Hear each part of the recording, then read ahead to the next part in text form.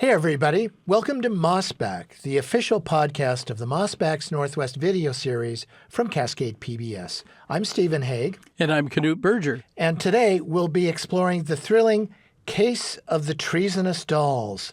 It's a World War II era true tale that features espionage, cryptic letters postmarked from Seattle, and a New York City doll shop that served as a front for covert communications with Japanese officials. If you haven't already seen the video, take a moment to watch it. It's got footage and photographs from the time, including creepy dolls galore. You can find the video in the show notes, but for now, let's break some code.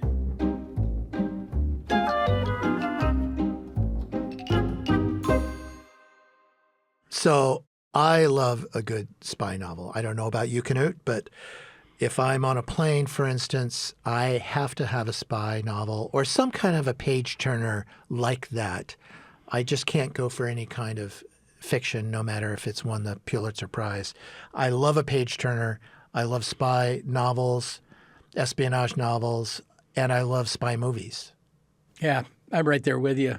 My father, I think I got it from him, partly because his bedside table was always full of, James Bond, John le Carré. And I began, taking those.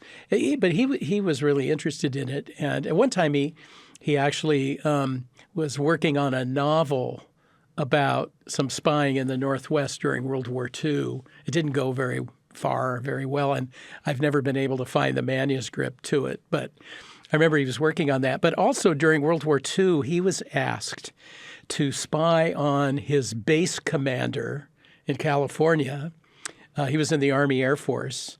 And apparently— Asked by whom? Asked by Army intelligence to spy on the base commander, who apparently was having government and military engineers build a road up to a very fancy home he had built on a mesa.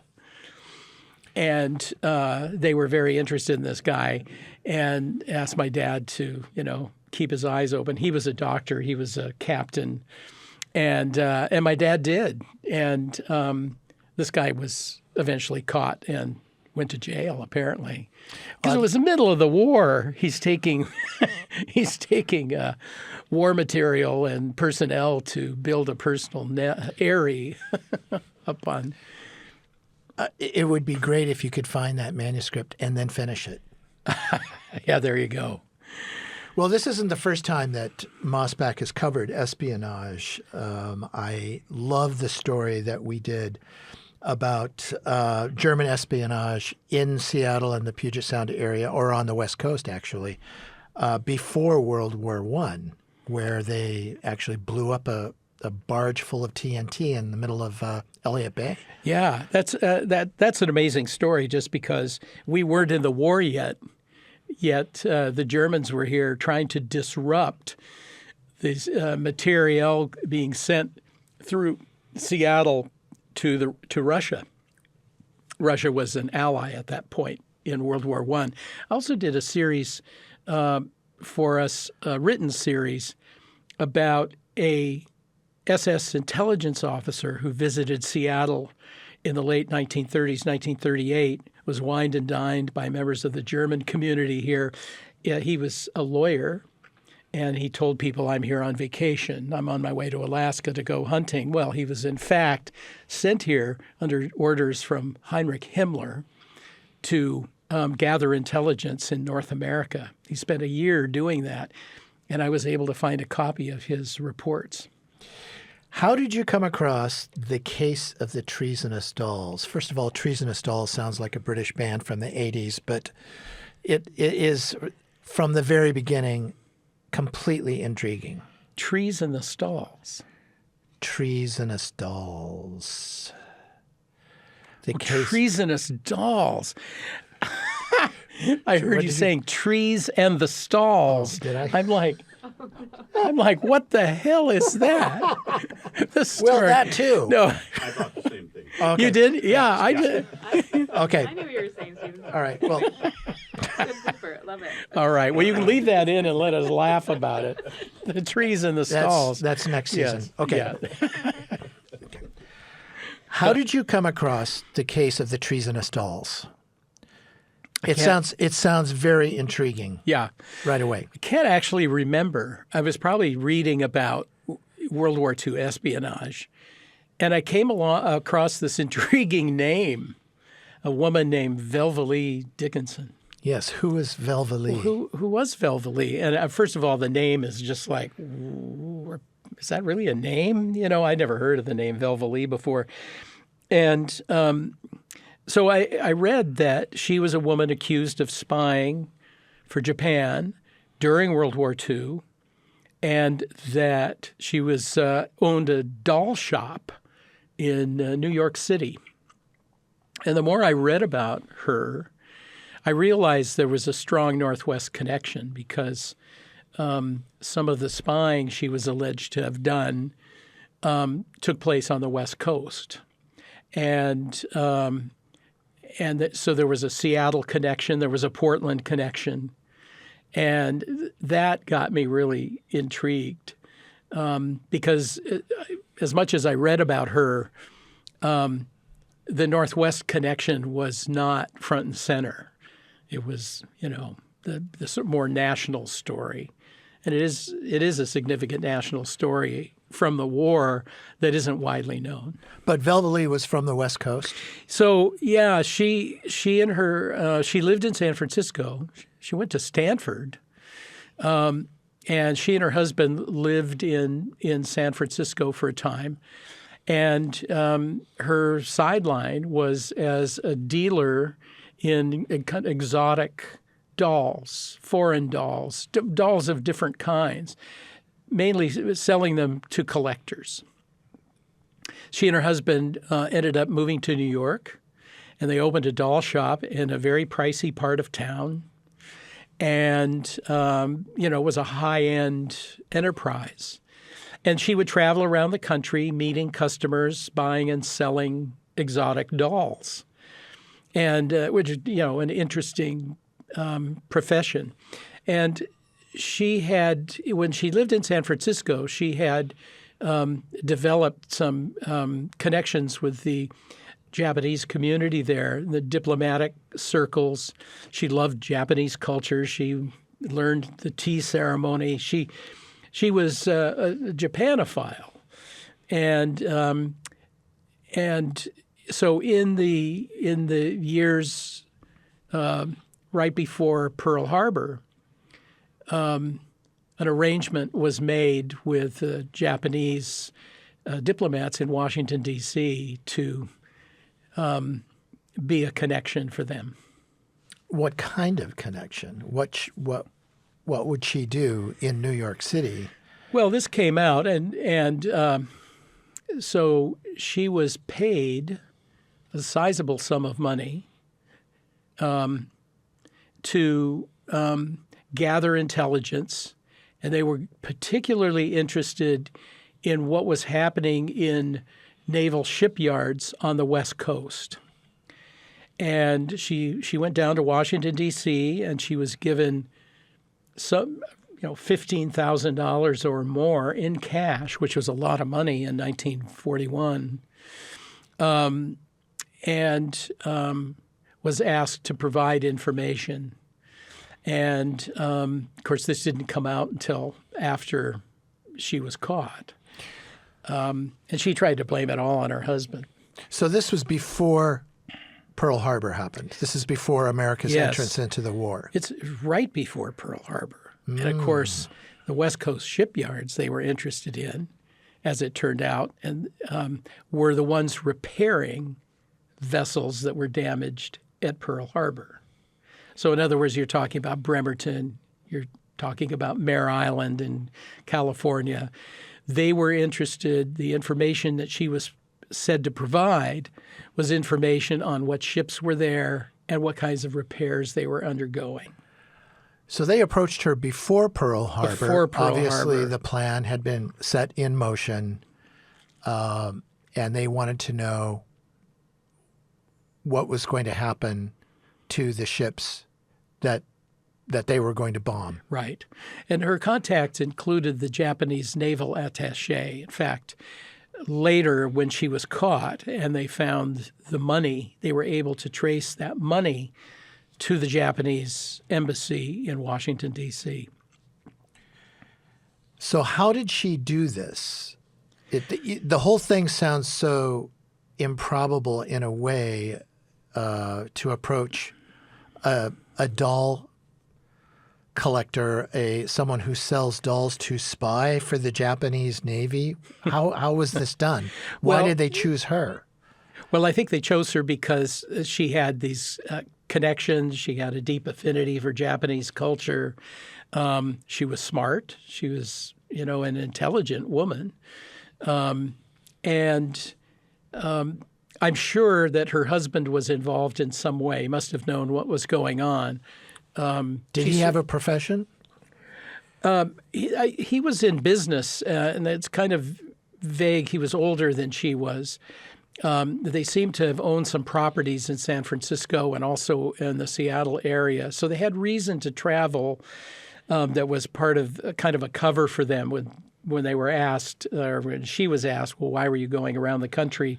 This is in the era of gas rationing, and here she and her husband are driving across the country, and they're driving from town to town and this kind of thing. And this was something that raised suspicion on the part of the authorities when they caught on to there being something odd here. Her husband died actually fairly early on, so she was pursuing this basically on her own, although she tried to blame him for everything. What was the method of contact? So how did this happen? Yeah, so here's how the weird part about how it unraveled. So the method of communicating was writing messages and doing it under the name of various customers of hers. And she would describe dolls that she had found or dolls that to be acquired or these descriptions of the dolls. And then they were mailed to an address in Argentina. And one of them, the letter from Seattle, it had been postmarked in Seattle. And the return address wasn't her return address. The return address was one of her customers. So it looked like a very innocent kind of thing. Somebody, had sent a letter about dolls to Argentina. What's the big deal? Well, censors at the post office were checking everything, and they read this letter, and then they got another one and another one. They began intercepting a series of these over the months. And they were all sent to Buenos Aires? They were all sent to Argentina, and returned as undeliverable. And of course, what Velvalee apparently didn't know was that her contact in Argentina had fled or been compromised in some way. And so the letter drop was no good. If not for that, the information would have gotten into the hands of the Japanese Navy. As it was, they ended up being flagged and intercepted by the censors who began reading these. So when they began investigating and the FBI got involved, they found that the people who had supposedly written the letters had not written the letters. They didn't know anything about them. But they were real people. They were real people, and they were all customers of Velvalee. Oh. And so this began the sort of unraveling where they began investigating her. They began investigating her travels. They were able to determine that some of the letters had been written on typewriters in hotels that she had stayed in. They began to kind of draw these pieces together. And, of course, the question was, the content was very unusual. Yeah. Well, what did she say in these letters? Well, in these letters, she would describe dolls. And let me see if I can find an example here. So here was one that came from Seattle. It said, "The only 3 dolls I have are 3 lovely Irish dolls. One of these dolls is an old fisherman with a net over his back. Another is an old woman with wood on her back, and a third is a little boy." So these are very cryptic messages. And so the FBI and the prosecutors turned to a woman who was America's first and foremost cryptanalyst, code breaker, basically. And they said, "What do you make of these letters?" And all of the letters were similar in terms of using this sort of. Here's another one. I just secured a lovely Siamese temple dancer. It had been damaged, that is, tore in the middle, but it is now repaired, and I like it very much. I could not get a mate for his Siam dancer, so I am redressing just a small, plain, ordinary doll into a second Siam doll. So this was some sort of code that the code breaker was able to make sense of and decipher about ships that were being repaired after Pearl Harbor? Yes. They were able to determine that, so the code breaker, Elizabeth Smith Friedman, she was very experienced at code breaking. She and her husband were both cryptanalysts. She had been working, since before World War I. She and her husband had worked for a guy, a wealthy millionaire, who was attempting to prove that Francis Bacon wrote Shakespeare's plays and that had done so in code. And so they was having them decipher his correspondence and whatnot in order to prove that he was actually Shakespeare. And a so they met. magnificent obsession by a millionaire.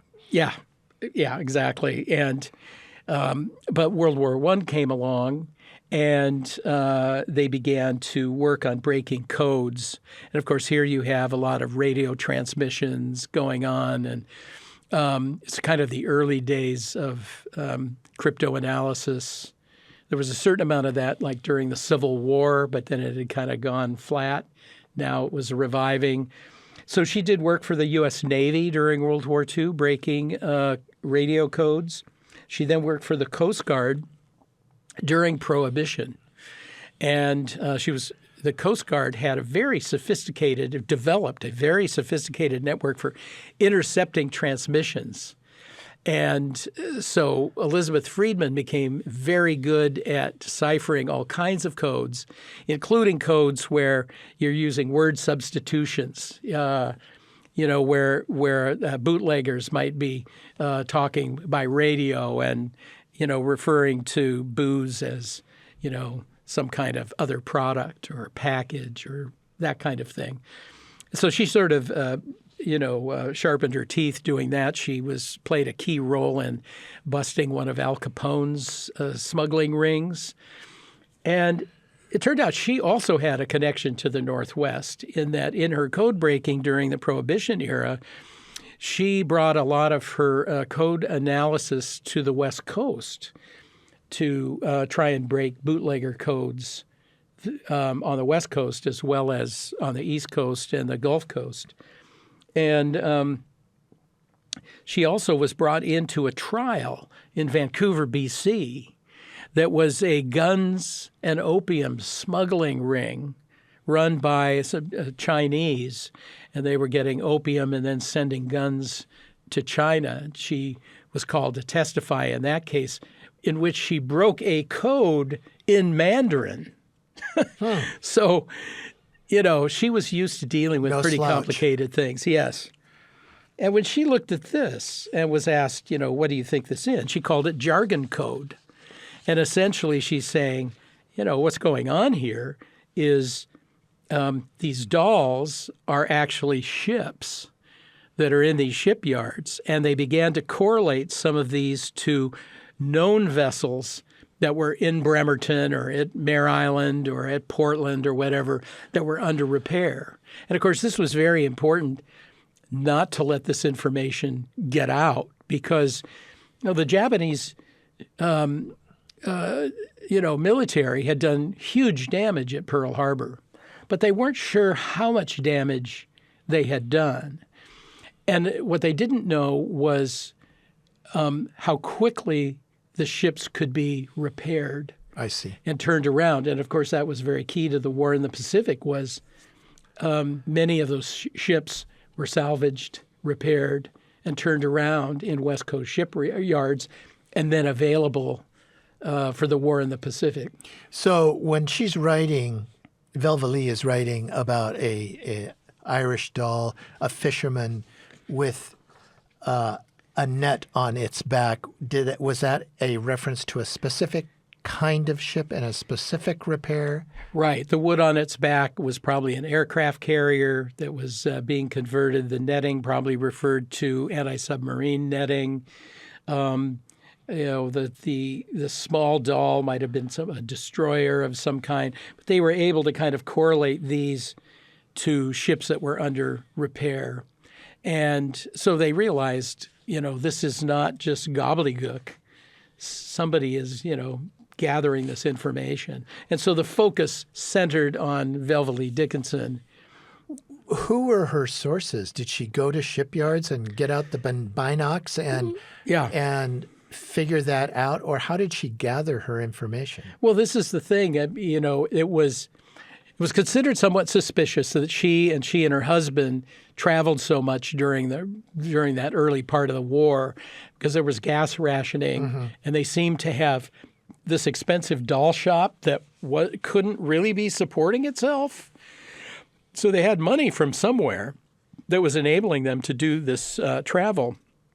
She eventually basically confessed to the FBI. They were, and she said that her sources were just people who lived near the shipyards.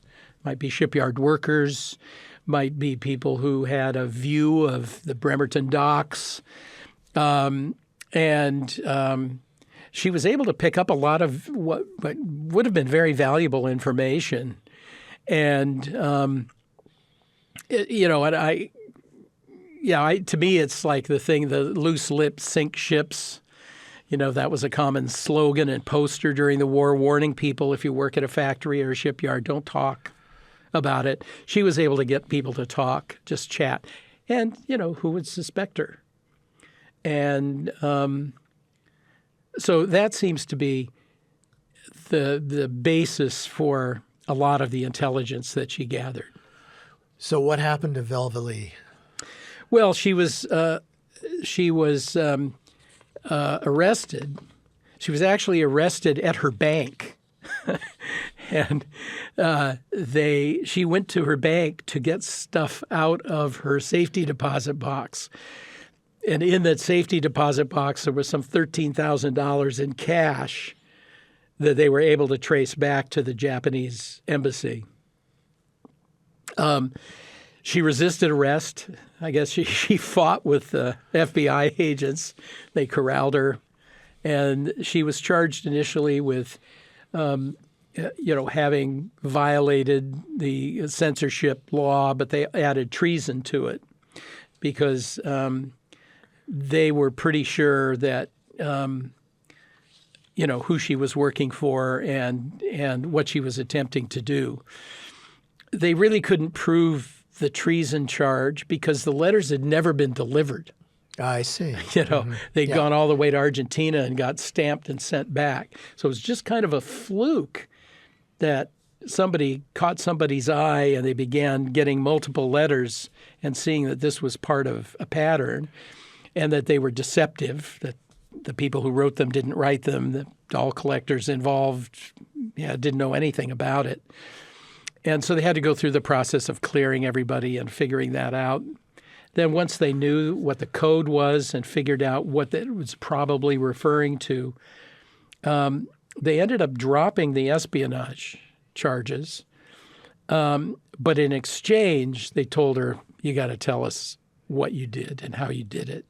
And so that's why we know kind of what she admitted, I got the money, I did this, it was all my husband's doing, but she was the one that carried it out. What was her ultimate charge in the sentence? Well, she was charged with wartime violation of the censorship law, and she got sentenced to, I think it was 5 years. You'll have to remind myself what that is. But she went to federal prison and was there into the 1950s. And Do you know what happened to the doll shop or any of the dolls? I don't. I've seen pictures of the doll shop. Kind of the window and the dolls there, and I think the title of the thing, The Case of the Treasonous Dolls. We're sort of blaming the dolls who are not at fault here, right? Are you sure? Yeah. Because there's something creepy about dolls sometimes. And she was not convicted of treason, which she would have been if any of those letters had successfully gotten to whoever the agent was in Latin America. It's interesting that the two women involved, Elizabeth Smith Friedman and Velvalee Dickinson, that this was kind of happening in South America.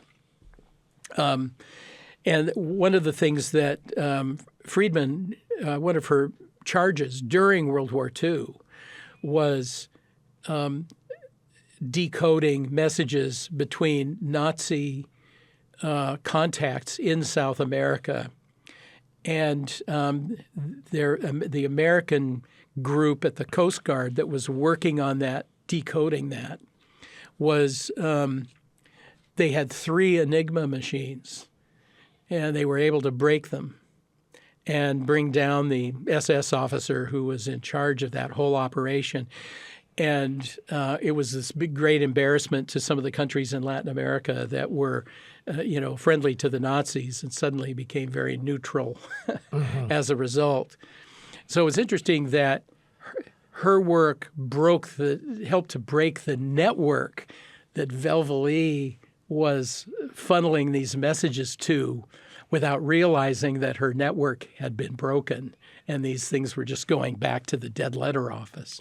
But did Smith Friedman have something to do with the breaking of the Enigma code? Yes, her unit and her husband also was working on Enigma, and he traveled to Bletchley Park. The Americans and British were sharing information, and the British, of course, were focused on the North Atlantic and the areas and the Mediterranean areas that were affecting them in the war. The Americans were focusing on the Atlantic coast of North and South America. And so they were working on the same machines, but the machines were coded differently. And so when they would break a code or break part of a code, they would share information back and forth. So the Enigma story goes beyond Bletchley Park, but actually comes back to this country as well, that's a story I don't know much about, but I'm fascinated by that connection. Well, this story is fascinating because of the parallel tracks of these two women who have very different lives and obviously are engaged in 2 very different pursuits. But I see a movie here. Yeah. The judge was not sympathetic to Velvalee. He says, any help given to the enemy means the death of American boys who are fighting for our national security. You, as a natural-born American citizen, having a university education and selling out to the Japanese, were certainly engaged in espionage. So the court believed, yes, you were a spy. You weren't just duped into this by your husband. You benefited from it, and you knew exactly what you were doing. But she got 10 years sentence is pretty stiff. And but she wasn't executed as for spying. Do we know what happened to her after that? She remained in prison for quite some time and was in a women's prison, and but eventually was released and just kind of went back into obscurity. Describe the censorship laws. What did they prohibit, and how would they have applied to some letters about dolls? So I think that there was a large effort. Thousands of people were employed in reading mail and seeing whether military secrets or intelligence information that would prove valuable to the enemy was being relayed. And of course, for a lot of people, especially if you're in the military, they were controlled as to what they could say about what they were doing, where they were serving, where they were headed. There was a lot of information that families simply lacked. And, of course, it was a No, the reason was not letting the enemy tipping your hand. And then, we talked about loose lips sink ships. Well, just innocuous information about, oh, they're really busy down at the Bremerton shipyards these days, or whatever could be considered out of bounds for things that you could say.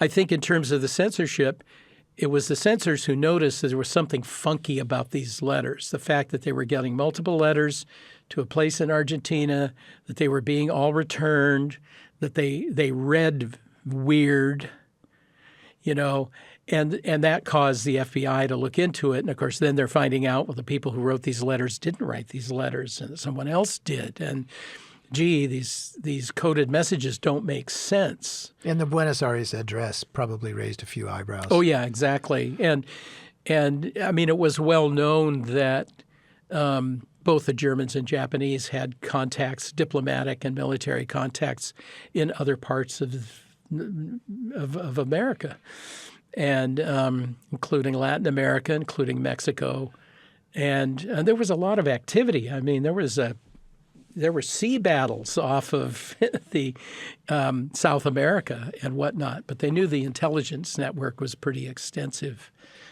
Was she doing it for the money? You mentioned that she was very enamored and interested in Japanese culture, and it brings to mind, the Kim Philby case in the early 50s in the UK, where Kim Philby and Donald MacLean and Guy Burgess were double agents for the Soviet Union. They were British, and they eventually fled to the Soviet Union. What is it about being so immersed in another culture that makes you do this? Or is that just a dumb question? I think she liked the Japanese people. I think she liked Japanese culture. I think she had friendships that were cultivated on both the East and West Coast.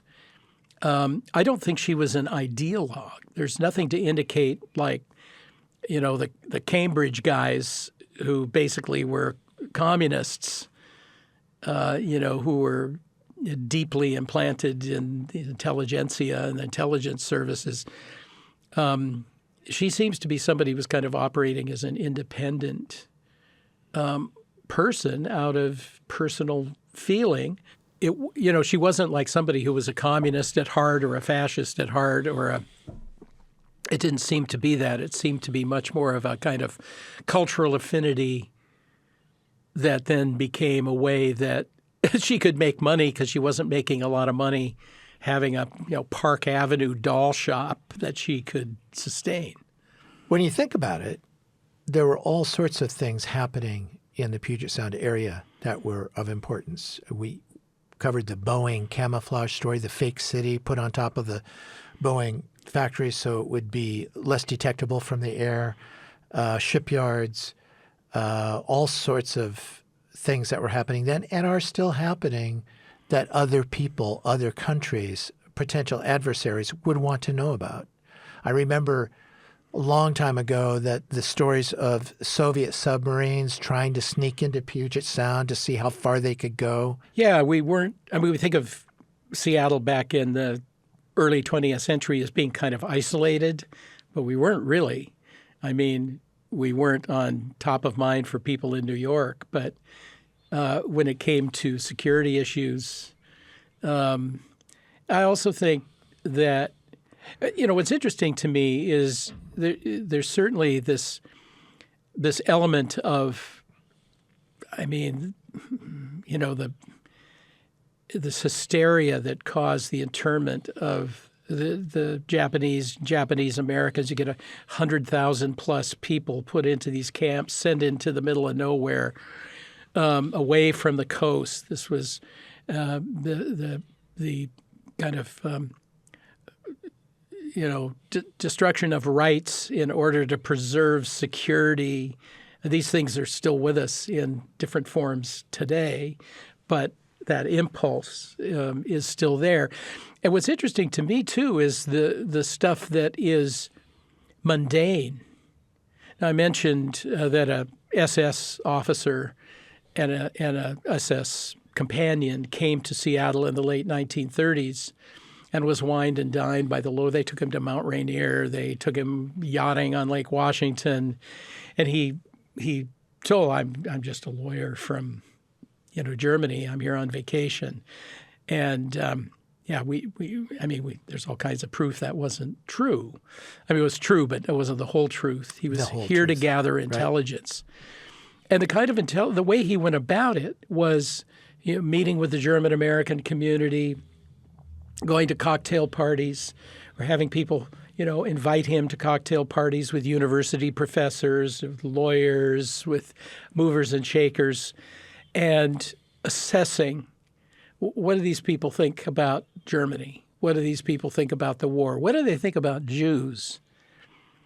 And he found, I found the part of his report on Seattle.